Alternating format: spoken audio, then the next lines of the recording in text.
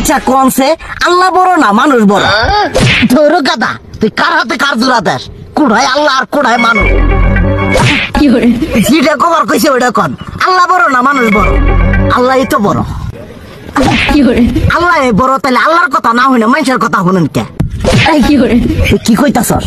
কি এর আল্লাহর কথা মানে না মানুষের কথা মানে? হ্যাঁ, কি আর মানুষের কথা শুনেন তাই না?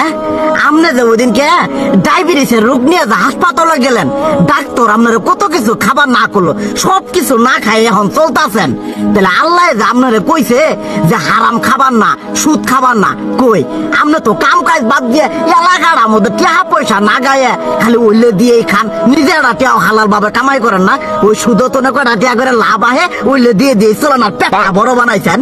শুনেন একটা কথা কই, হারামের কোনোদিন আরাম নাই।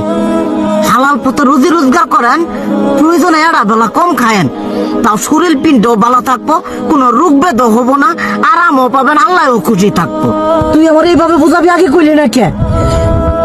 আসলে এই বিষয়টা তো আমি কখনো মাথায় এইভাবে নেই যে আমাদের কখনো ডাক্তার নিষেধ করলে ঠিকই আমরা নিষেধ মানি, কিন্তু উপর আল্লাহ যে কত কিছু নিষেধ করে দিয়ে সেটা মানি না।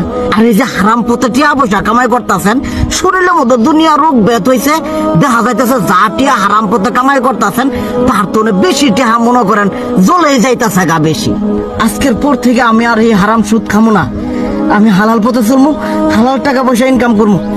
এতে করে যদি একবেলা কমও খাইতে হয় তবুও খামো, তবু আমি আর এই হারাম পথে চলবো না। আচ্ছা ঠিক আছে।